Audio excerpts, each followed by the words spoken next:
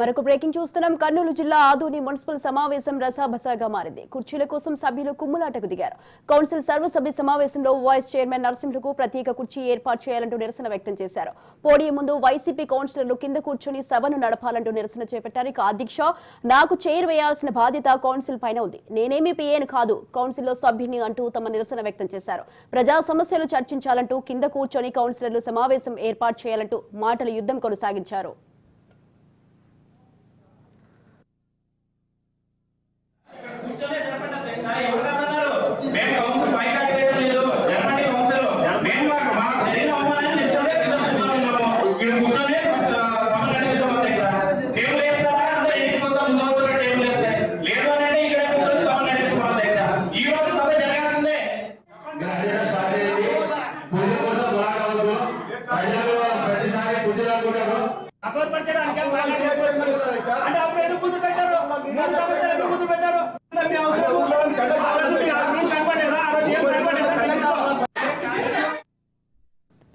Adoni municipal shopping complex బాడుగుల అవకతవకలపై సమగ్ర విచారణ చేపట్టారా అంటూ కౌన్సిల్ బాలాజీ సమావేశంలో మండిపడ్డారు. ఇక మున్సిపల్ షాపింగ్ కాంప్లెక్స్ కోసం 33 కోట్ల రూపాయలు డిపాజిట్ రూపంలో బాధితుల నుండి సేకరించి నిర్మాణంలో జాప్యం ఎందుకు జరిగిందని వైస్ చైర్మన్ నిలదీశారు.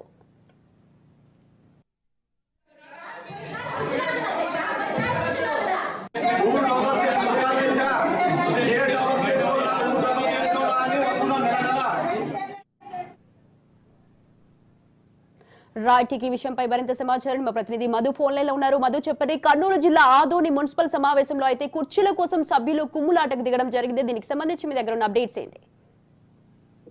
ఆదోని మున్సిపల్ కార్యాలయంలో రసాబసగా మారిందని చెప్పవచ్చు. ఏదైతే కౌన్సిల్ సమావేశం ఏర్పాటు చేశారో ఆ కౌన్సిల్ సమావేశంలో వైస్ చైర్మన్ తన కుర్చీ ఏర్పాటు చేయలేదని చెప్పేసి కూడా అధ్యక్షుడు ప్రశ్నించిన పరిస్థితి అయితే ఉంది. అయితే మొత్తానికి మేమేమి ఇక్కడ పిఎలం కాదు, మేము కౌన్సిల్ సభ్యులమే, మాకు ఎందుకు కుర్చీ ఏర్పాటు చేయలేదని ప్రశ్నించారు. అదేవిధంగా మిగతా కౌన్సిల్ సభ్యులు కూడా కౌన్సిల్ లో జరిగే అవకతవకలుగా ప్రశ్నించడం కూడా జరిగింది. షాపింగ్ కాంప్లెక్స్ విషయంలో కూడా పూర్తిగా అవకతవకలు జరిగాయంటూ బాలాజీ కూడా అదేవిధంగా మరో కౌన్సిల్ సభ్యులు కూడా ఏదైతే కుక్కలను పట్టుకొని వాటి సంతతి పెరగకుండా చేసేందుకు లక్షల్లో ఖర్చు చేశారు. అయితే అదే కుక్కల సంతతి యథావిధిగా మున్సిపాలిటీలో తిరుగుతూనే ఉన్నాయి. అది హాని కలిగిస్తున్నాయి.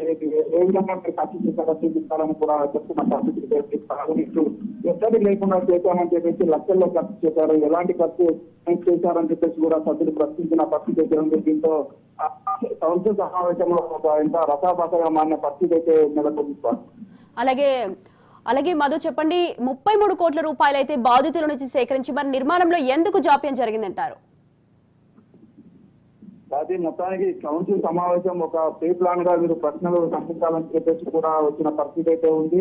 ఏవైతే ఈ అవకతవకలు జరిగాయో వాటిని పూర్తిగా ఆధారాలతో సహా బయట పెట్టడం కూడా జరిగింది. దీనికి సంబంధించి వీరు అడుగుతారనే ఉద్దేశంతోనే కౌన్సిల్ సభ్యులకు కూడా ఇంత మర్యాద తక్కువ చేసినట్టు కూడా తెలుస్తుంది. కుర్చీలు కూడా ఏర్పాటు చేయకపోవడంతో వారు కింద కూర్చొని తమ నిరసన చేసి ప్రజల సమస్యలను కూడా కౌన్సిల్ ముందుకు తీసుకొచ్చిన పరిస్థితి అయితే నెలకొంది. అయితే కౌన్సిల్ సభ్యులు కావాలనే చేస్తున్న నేపథ్యం ఏంటని చెప్పేసి కూడా వారు తిట్టుకొట్టే ప్రయత్నం అయితే చేస్తున్నారు. ఏదైతే ఈ మున్సిపాలిటీలో జరిగే అవినీతిని ఖచ్చితంగా బయటకు తీస్తామని చెప్పేసి కూడా కౌన్సిల్ సభ్యులు చెప్తున్న పరిస్థితి అయితే నెలకొంది. Sir right, thank you Madhu, thanks for the details.